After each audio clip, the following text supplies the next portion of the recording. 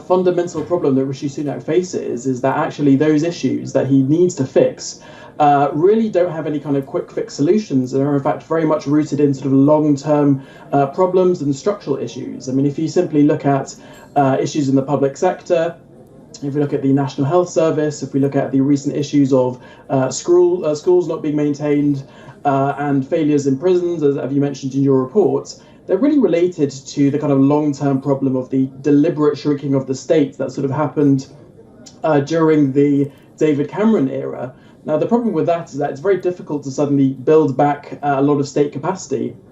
I think if you look at some of the other issues, for example, in the economy to do with inflation, those are and the impact on on mortgage rates. That's something that's very difficult as well to kind of sort in a short or even a medium-term time frame. If you look at issues to do with trade and the frictions caused by Brexit, again, those are due to kind of structural economic issues that can't simply be resolved in the period of a year. So I think really that's the major problem kind of facing Sunak in this kind of final year that we have towards the general election. And I think really that's why we see Labour leader Keir Starmer trying to sort of pin him down as an inaction man, because really Rishi Sunak has tried to present himself as the professional, as the technocrat who's come in after a very difficult period in government with Boris Johnson and a short time as Liz Truss. So that's really, I would say that the fundamental issue kind of facing the British political landscape. All right. And now that being said, now, as I mentioned, opposition MPs, they came down hard on Sunak, saying that the Prime Minister was to be blamed for the soft stance against Russia and the G20 leaders' declaration. Now, what would you say? How do you think that would impact the general elections, if at all?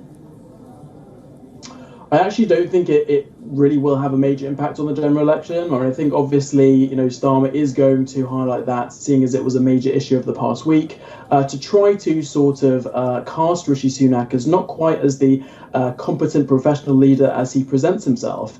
I think the reality is that, the British public do care about foreign policy issues. And obviously, the British public still maintain very strong support for Ukraine in its context of the Russian invasion. But the reality is that the UK's domestic problems, particularly with the economy and with inflation, means that those really are the pressing issues for the public when it comes to actually voting. And I think if we look at the polling that's taken place really during the time that Rishi Sunak has been Prime Minister over the last year or so, really, the priorities of the British public haven't really changed. And so I don't imagine that, issues related to the G20 will really become a major issue.